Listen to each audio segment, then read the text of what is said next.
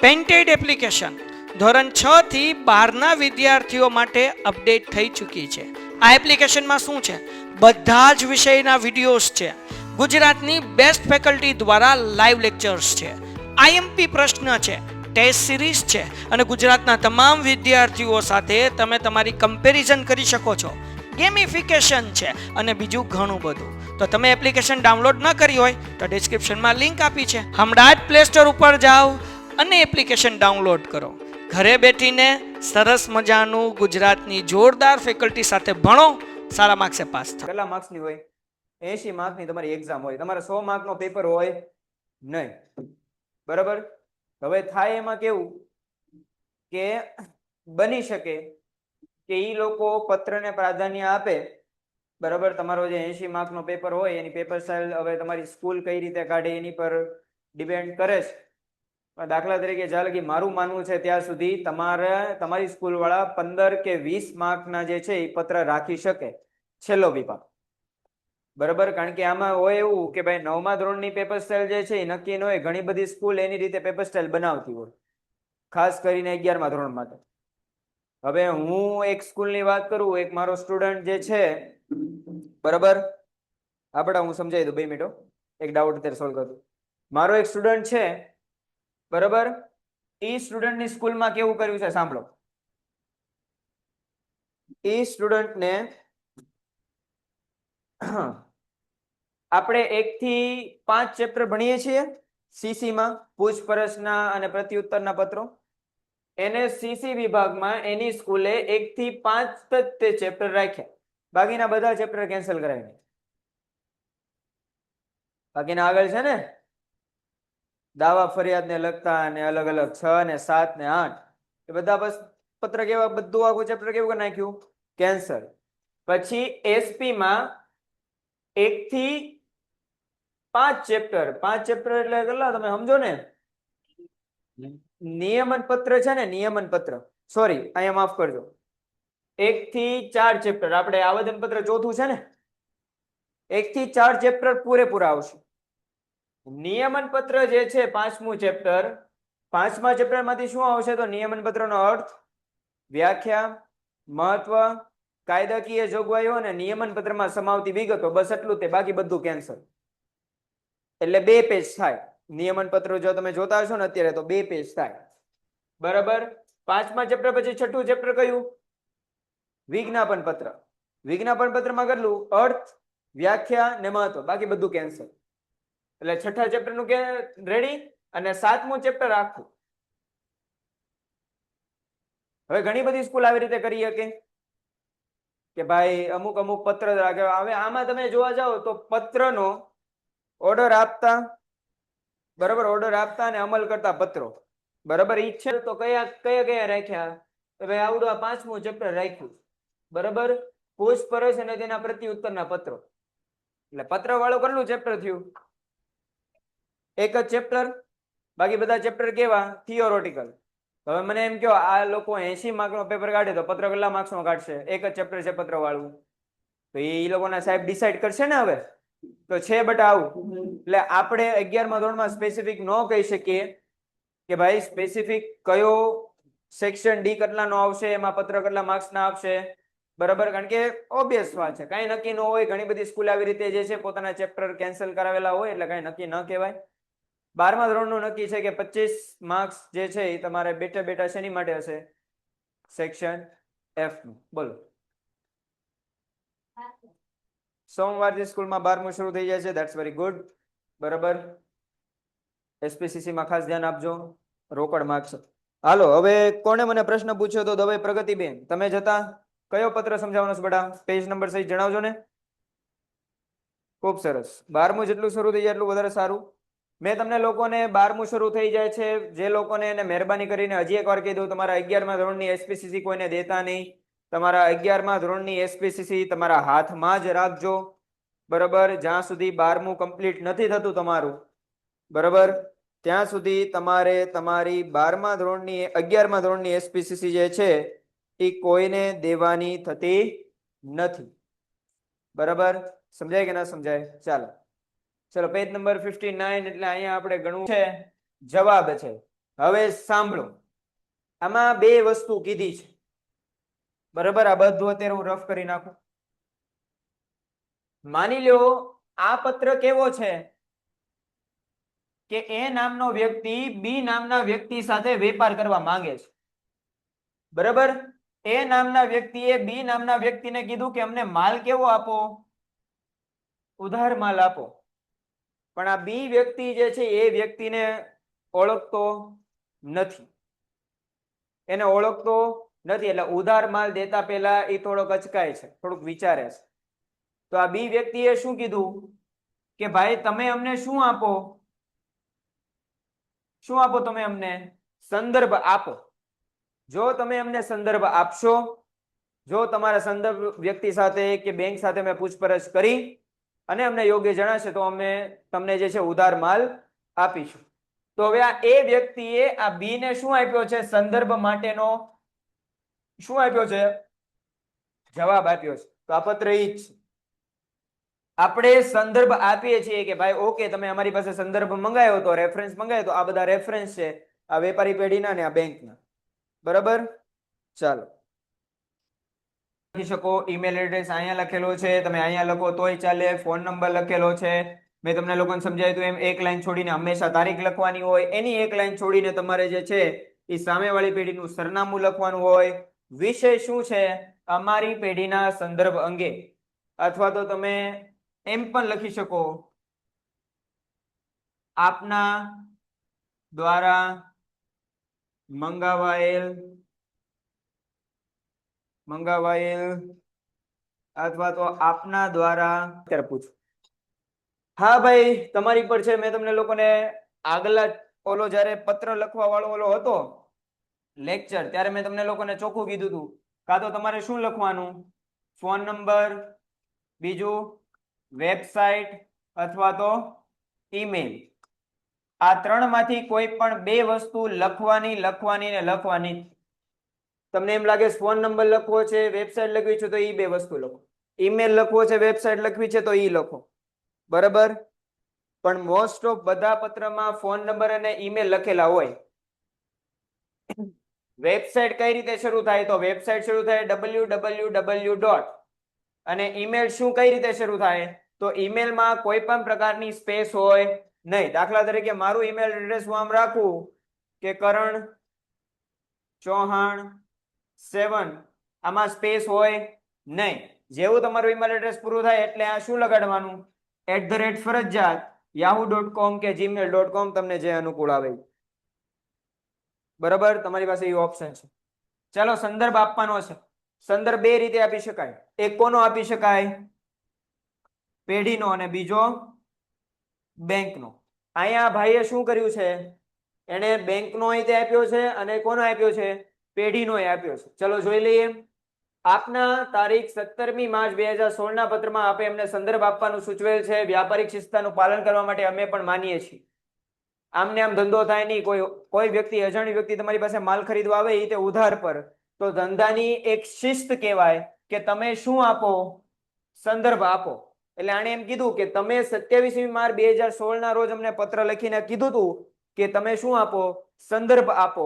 હવે અમે સમજીએ કે તમે શું કરવા માંગો છો? શિસ્તનું પાલન કરવા માંગો છો. પણ કઈ?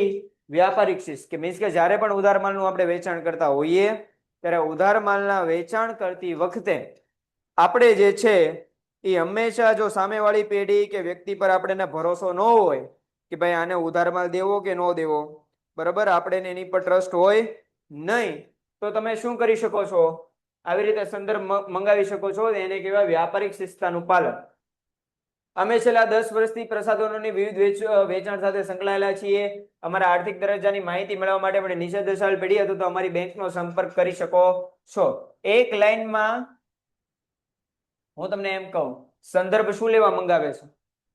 કે પેઢી પર વિશ્વાસ બેઠે, એને ઉધાર માલ દેતી વખતે આપણું મન હિચકિચાય નહીં. તો આણે એક બહુ સરસ વસ્તુ લખી. શું? કે અમે છેલ્લા કેટલા વર્ષથી? 10 વર્ષથી સૌંદર્ય પ્રસાધનની વસ્તુઓ સાથે સંકળાયેલા છીએ. મીન્સ કે આ બહુ લાંબા સમયથી બિઝનેસ કરે છે. જે વ્યક્તિ લાંબા સમય સુધી બિઝનેસ કરતો હોય એની શાખ સારી હોય, એની પાઘડી સારી હોય, બરાબર, એટલે એમ કીધું છે. તોય તે એને બે વસ્તુ આપી છે, એક પેઢીનું આપ્યું છે. આમાંય મેં તમને કીધું તો એમ અહીંયા તમારે ફરજિયાત શું લખવાનું? પેઢીનું નામ. પેઢીનું શું લખવાનું?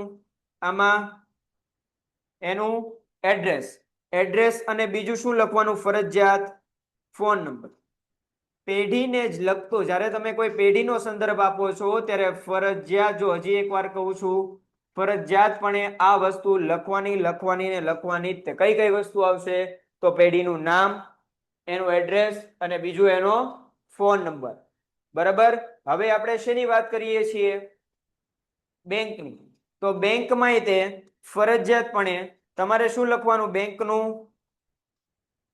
નામ, બરાબર, પછી બેંકનું એડ્રેસ કે બેંક ક્યાં આવી છે, બેંકનું એડ્રેસ, પછી બેંકનો ફોન નંબર, અને અહીંયા ત્રણ વસ્તુ બીજી જોડી. કેટલી વસ્તુ? ત્રણ વસ્તુ. એક કઈ છે? બેંકની વેબસાઇટ. બીજું શું છે? બેંકનો ઈમેલ એડ્રેસ. અને ત્રીજું શું છે? Current bank account number. કારણ કે આ પેઢી છે, અગેન કહી દઉં, આ પેઢી છે એટલે આ પેઢીનું કયું ખાતું હોય? ચાલુ ખાતું હોય. એટલે અહીંયા કરંટ બેંક અકાઉન્ટ નંબર લખ્યું છે. તમારે આ ન લખવું હોય તો એમ લખી શકો, ચાલુ ખાતા નંબર XYZ. સમજાય? એટલે પેઢીમાં ફરજિયાત રીતે તમારે નામ, એડ્રેસ ને ફોન નંબર. બેંકમાં તે બેંકનું નામ, address, phone number, email address, website અને તમારો કરંટ અકાઉન્ટ નંબર, એટલે ચાલુ ખાતા નંબર. બેંકનો જ્યારે સંદર્ભ આપતા હો ત્યારે આ 6 વસ્તુ ફરજિયાત. પેઢીનો જ્યારે સંદર્ભ આપતા હોય ત્યારે 3 વસ્તુ ફરજિયાત. બરાબર. અમે આશા રાખીએ છીએ કે ઉપરોક્ત પેઢી તથા બેંક પાસેથી માહિતી મેળવ્યા બાદ અમારો માલ સામાન આપ સત્વરે મોકલી આપશો. બરાબર. સમજાય કે ન સમજાય? ઉપરની પેઢીને પૂછી લેજો, બેંકને પૂછી લ્યો, બરાબર, કે અમે કઈ રીતે ધંધો કરીએ છીએ. તમને એમ લાગે કે નહીં, પ્રસિદ્ધાર્થ સારો છે, કે ભાઈ આને ઓર્ડર આપ્યા જેવો છે, કે આનો ઓર્ડર એક્સેપ્ટ કર્યા જેવો છે, આ પૈસા આપી દેશે, તો ભાઈ અમારો માલ સામાન જે છે એ સત્વરે મોકલી દેવા વિનંતી. એક બહુ હાથ જોડીને નમ્ર વિનંતી કરું છું, તમે મહેરબાની કરીને તમારા પત્રમાં તમારા ઘરની ભાષા ન વાપરતા. તમારા લોકો જે ડે ટુ ડે લાઈફમાં તમે તમારા ફ્રેન્ડ સાથે કે તમારા મિત્રો સાથે કે તમારા પરિવાર સાથે જે લેંગ્વેજમાં વાત કરો છો ને, એ લેંગ્વેજમાં પત્ર ન લખતા. આવી યોગ્ય ભાષા વાપરવાની. ને આની પહેલાય મેં કીધું છે કે આવી ભાષા ક્યારે આવે? તમને એમ થાય કે સર અમારે આવી ભાષા જે છે એ ક્રિએટ કરવી છે, અમારે આવી ભાષા જોઈએ છે, જેના કારણે પત્રમાં 5 માંથી 5 આવે. તો મેં બે રસ્તા મેં તમને કીધા હતા. એક રસ્તો, પત્રને સતત વાંચતા રહ્યો. પત્રનું શું કરો? સતત ને સતત રીડિંગ કરો. અને બીજી મેં વસ્તુ એમ કીધી હતી કે તમારા ડે ટુ ડે લાઈફમાં શુદ્ધ ઉચ્ચારણ કરતા શીખો, શુદ્ધ ભાષામાં બોલતા શીખો. બરાબર. આવું છે ને, આમ છે ને, ફલાણું છે ને, તું આવો ને તું તેવી, એવા બધા શબ્દ વાપરવાનું બંધ કરો. ચોખ્ખા શબ્દ વાપરવાનું શરૂ કરો. બરાબર. આ પત્રમાં જે શબ્દ વાપર્યા હોય એ ડે ટુ ડે રૂટીન લાઈફમાં તમે ક્યાં યુઝ કરી શકો એ શીખો. આ બે વસ્તુ કરી લીધી, આઈ એમ 110% શ્યોર તમારા પત્રમાં કોઈ દિવસ કોઈ એક માર્કે નો કાપી. શું છે? તમે મને બોલાવો તો તમે સર કહીને બોલાવો ને, તો સર એ શું છે? સંબોધન છે. તમે મારી યારે વાતચીત કરો પછી તમે એન્ડમાં સર લગાડો છો? તમારી યાર વાતચીત કરતા હો કે મને બોલાવતો ત્યારે પહેલા સર લગાડો છો કે એન્ડમાં સર લગાડો છો? પહેલા લગાડો. શું લેવા? કારણ કે સર શું છે બેટા? સંબોધન છે. અને આપનો વિશ્વાસ આ બધું શું છે? સમાપન છે, એન્ડિંગ પાર્ટ. ઓલું સંબોધન. Sir page number 65. ઓકે. 60, 61, 62, 63, 64 ને 65. વેપારી બેંકનો પેઢીને એનો પ્રત્યુત્તર. આતે જીગરભાઈ, આભાર લખતા અને સંબોધન લખતા ભૂલી જાય તો માર્ક કપાય. 110% માર્ક કપાય. સંબોધન અને આભાર વિધિ તમારા પત્રનો મુખ્ય હાર્દ કહેવાય. આભાર વિધિ ચલો થોડી ઘણી ચાલે, પણ સંબોધન વગર તો નહીં ચાલે. સંબોધન થી તમારા પત્ર શરૂ થાય છે ને. તમે લોકો પત્ર લખવામાં ધ્યાન રાખવા લાયક બાબતો તમે જોવા જાઓ, બરાબર, તો જ્યારે ઓલા 3 પેરેગ્રાફ શરૂ થાય છે ને, માફ કરજો, પ્રથમ, મધ્ય અને અંતિમ, એની પહેલા શું હોય છે? સંબોધન. એટલે પત્રના જ્યારે મેઇન ભાગ શરૂ થાય એ પેલા જે છે એ તમારે સંબોધન લખવું પડે. બરાબર. આપના તરફથી સંદર્ભ આવતા પત્રની અપેક્ષા છે. બરાબર. હવે આ પત્ર શું છે તો કે ભાઈ સંદર્ભ માટે વિનંતી પત્ર. આ ઈ જ છે. ના ના બીજો કા 100 ને કેટલા કીધું એને 65 ને 60 61 62 63 64 ને 65. ઓકે. વેપારી પેઢીનો બેંકનો સંદર્ભ આપવા સૂચવેલ તે અંગેનો પ્રત્યુત્તર. હવે અહીંયા થયું છે એવું, અહીંયા બે વસ્તુ થઈ છે. આ જે છે એ સંદર્ભ મંગાવે છે, પણ આ એ સ્પેસિફિક સંદર્ભ હેનો મંગાયો છે? સ્પેસિફિક હેનો સંદર્ભ મંગાયો? બેંકનો. પેઢીનો મંગાયો નથી. તો બધી વસ્તુ સેમ જ રહેશે, પણ મેં કીધું એમ અહીંયા બેંકનો સંદર્ભ છે એટલે 5 વસ્તુ ફરજિયાત. એક શું હશે? નામ. બીજું શું હશે? એનું એડ્રેસ. ત્રીજું શું હશે? એનો ફોન નંબર. ચોથું હશે એની વેબસાઇટ. બરાબર. પાંચમું હશે એનો ઈમેલ. આ ફરજિયાત રહેશે, બાકી કાંઈ ચેન્જીસ થશે નહીં. એક બેંકમાં તમે આ છેલ્લી લાઈન લખી શકો કે ઉપયોગ બંને બેંક સાથે અમે છેલ્લા 10 વર્ષથી નાણાકીય વ્યવહાર ધરાવ્યા છીએ તેની તમે નોંધ લેશો. બરાબર. પેઢીમાં ઉપર લખ્યું હતું કે અમે છેલ્લા 10 વર્ષથી જે છે ધંધો કરીએ છીએ. શું લેવા એવું લખ્યું હતું? કારણ કે એમાં પેઢીનો સંદર્ભ આપ્યો હતો. એટલે 10 વર્ષથી ધંધો કરતા હોય તો છાપ સારી હોય ને, પણ અહીંયા પેઢી નથી. અહીંયા શું છે? બેંક. બેંક સાથે ધંધો ન કરવાનો હોય. બેંકમાં આપણે નાણાંની લેવડ દેવડ કરતા હોઈએ. એટલે અહીંયા કીધું કે છેલ્લા 10 વર્ષથી અમે આ બેંક સાથે કેવા વ્યવહાર રાખીએ છીએ? નાણાકીય વ્યવહાર. જો આ ભાઈએ બે બેંકના સંદર્ભ લખ્યા છે અને બે જ લખવાના આપણે કેટલા બેંકના સંદર્ભ લખવાના? બે બેંકના લખવાના. આમાં સ્ટેટ બેંક ઓફ ઇન્ડિયા છે ને બીજું બેંક ઓફ બરોડા છે. તમને જે બેંક લાગતી હોય તમે લખી શકો. સર બેંકમાં પણ બે સંદર્ભ આપવાના. બે પત્ર બે સંદર્ભ આપવા પડે ભાઈ. હું જ્યાં સુધી માનું છું ત્યાં સુધી બે સંદર્ભ આપવા પડે, નહીતર 5 માંથી 5 ન આવે. તમારે તમારા જે કઈ પણ સ્કૂલના સર હોય એને કે મેડમ હોય એને પૂછી લેવાનું કે મેમ બે સંદર્ભ લખવાના. હું જ્યાં સુધી કહું છું ત્યારે 110% બે સંદર્ભ લખવાના. બરાબર. પણ તમારા મેડમ કે સરને પૂછી લેવું, પણ 110% બે સંદર્ભ લખો, વધારે સારું ગણાય. ચાલો ભાઈ જીગરભાઈ, તમારો ડાઉટ સોલ્વ થઈ ગયો છે. નેક્સ્ટ છે ને ઉઘરાણીના પત્ર. જ્યારે મેં સમજાયા હતા ત્યારે કીધું હતું કે ઉઘરાણીના પત્ર જે છે 5 રીતે લખાતા હોય: સામ, દામ, દંડ ને ભેદ. બરાબર. હવે એ 5 રીત કઈ છે? જો ભાઈ માની લો કે તમે એક જણાને, પ્રગતિબેન જ છે ને? હા, પ્રગતિબેન માનો કે તમે એક બિઝનેસ શરૂ કર્યો. તમે એક જણાને ઉધાર માલ વેચી દીધો. 15 દિવસ પૂરા થઈ ગયા પણ એના પૈસા આયા નહીં. 15 દિવસ પછી માની લો કે આજે 15 દિવસ પૂરા થતા હતા. આજ કેટલી તારીખ થઈ? 7 થઈ ને? આજ 7 તારીખે 15 દિવસ પૂરા થતા હતા. આજના દિવસમાં તમારે પેમેન્ટ આવ્યું નહીં, તો 8મી તારીખે તમે એક સામ વાળો પત્ર લખ્યો. સામમાં શું હોય? શાંતિથી વાતચીત કરવાની હોય કે ભાઈ આપના દ્વારા જે છે એ ઓર્ડર અમે મોકલાવી આપ્યો તો, અમને લાગે છે કે એનું વેચાણ પણ સારી રીતે થતું હશે.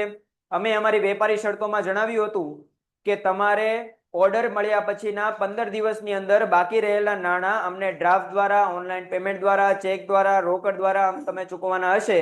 બરાબર. પણ આપના તરફથી નાણાં ચૂકવાયેલ નથી. બરાબર.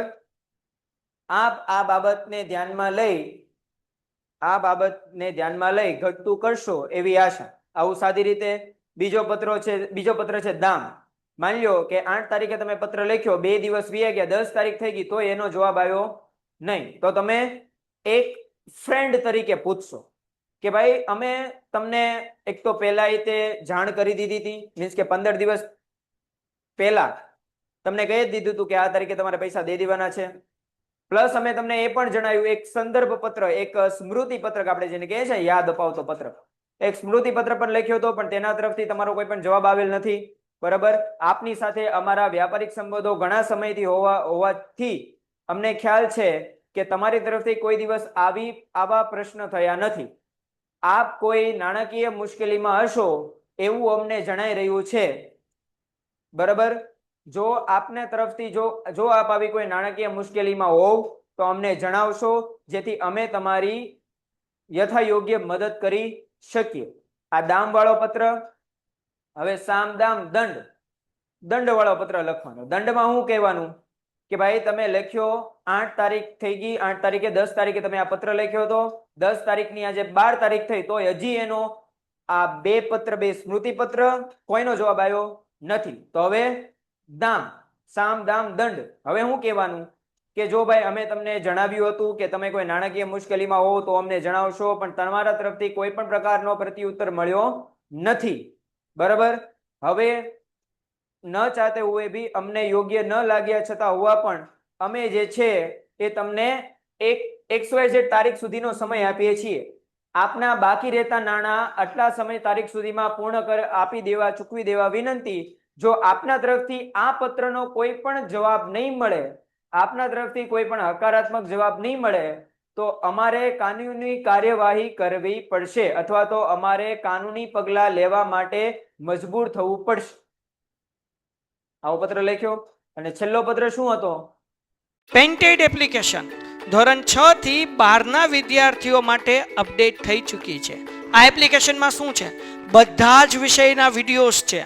ગુજરાતની બેસ્ટ ફેકલ્ટી દ્વારા લાઈવ લેક્ચર્સ છે, આઈએમપી પ્રશ્ન છે, ટેસ્ટ સિરીઝ છે અને ગુજરાતના તમામ વિદ્યાર્થીઓ સાથે તમે તમારી કમ્પેરિઝન કરી શકો છો.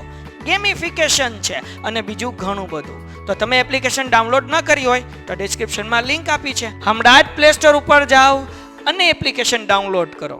ઘરે બેઠીને સરસ મજાનું ગુજરાતની જોરદાર ફેકલ્ટી સાથે ભણો, સારા માર્ક્સે પાસ થાઓ. ભેદ, સામ દામ દંડ ને ભેદ છેલ્લા પત્રમાં કહી દેવાનું. બરાબર. તમે 12 તારીખે પત્ર લખ્યો, 14 તારીખ થઈ ગઈ, હજી જવાબ ન આવ્યો તો આપણે શું કીધું છેલ્લે કે જો હજી તમારો આનો મને કઈ જવાબ ન આવ્યો તો હવે અમે શું કરશું? ડાયરેક્ટ એક્શન લેશું. તો કહી દેવાનું કે ભાઈ આપને 3 સ્મૃતિ પત્રક લખ્યા, એમ છતાં તમારા તરફથી કોઈ પણ પ્રતિસાદ ન મળતા, બરાબર, અમારે જે છે એ તમને ફાઇનલી હવે કોર્ટ માટે હવે ફાઇનલી જે છે અમારે કાનૂની પગલાં લેવા પડ્યા છે. બરાબર. આની યોગ્ય કાર્યવાહી અમારા વકીલ દ્વારા કરવામાં આવશે. આનો પત્ર જે છે છેલ્લો લખેલો છે, આ રીતે જોઈશું. બરાબર. પ્રગતિ કે પહેલાના સમયમાં તમે કોઈ પણ કંપનીના શેર પરચેસ કરો, બરાબર, તમે કોઈ પણ કંપનીના શેર ખરીદો છો તો તમને એનું શું મળતું? શેરનું પ્રમાણપત્ર મળતું ને. હવે પ્રમાણપત્ર ફાટી જાય, ચોરાઈ જાય, નાશ થાય, બરાબર, તો એની બીક રહી. બરાબર. તો હવે શું થઈ ગયું? બધું ડિજિટલ થઈ ગયું. હવે શું થઈ ગયું? બધું ડિજિટલ થઈ ગયું. એટલે તમારું જે કઈ પણ હવે શેર જે છે એટલે તમારે હવે બેંકમાં ડીમેટ એકાઉન્ટ ખોલાવવાનું આવે. એ ડીમેટ એકાઉન્ટ તમને તમારો જે છે એ દલાલે ખોલાવી આપે અથવા તો બેંકમાં જઈને તમે ડીમેટ એકાઉન્ટ જે છે ખોલાવી શકો. ડીમેટ એકાઉન્ટનો મિનિંગ શું? કે ડીમેટ એકાઉન્ટમાં તમારા શેરની, ડિબેન્ચરની જે તે તમે જામીનગીરીઓ ખરીદો છો, વેચો છો, એના બધા વ્યવહાર એમાં થશે, ડીમેટ એકાઉન્ટમાંથી થશે. માની લો કે તમે કોઈ શેર ખરીદ્યા, બરાબર, તો શેરનું સર્ટિફિકેટ તમારી પાસે નહીં આવે, તમારા શેર તમારા ડીમેટ ખાતામાં ડાયરેક્ટ શું થઈ જશે? જમા થઈ જશે. તમે શેર વેચવા માંગો છો તો એ ડીમેટ ખાતામાં તમારા શેર કેવા થઈ જશે? માઇનસ થઈ જશે.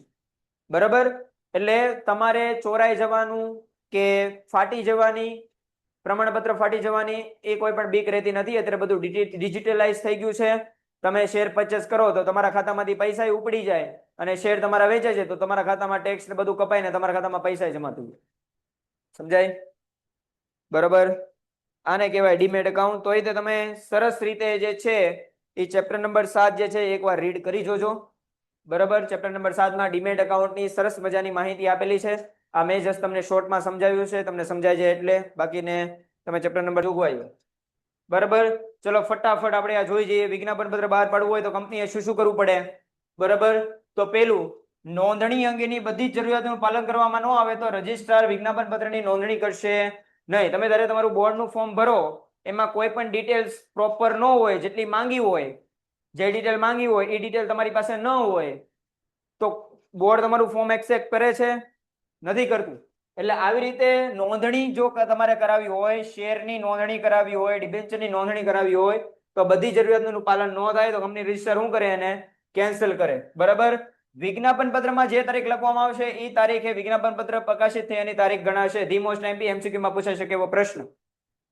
માની લો કે મારે શેર બહાર પાડવા છે એપ્રિલમાં, 5 એપ્રિલે મારે શેર બહાર પાડવા છે, તો મારું જે વિજ્ઞાપન પત્ર છે ને એમાં કઈ તારીખ લખેલી હોવી જોઈએ? 5 એપ્રિલ. સમજાય કે ન સમજાય? માની લો ભૂલમાં મારથી 5 માર્ચ લખાઈ ગયું હોય તો હવે શું માનવામાં આવશે કે વિજ્ઞાપન પત્રની પ્રકાશિત થયાની તારીખ જ ગણાશે. મીન્સ કે વિજ્ઞાપન પત્રમાં 5 માર્ચ લખ્યું છે તો એ પ્રકાશિત ક્યારે થશે?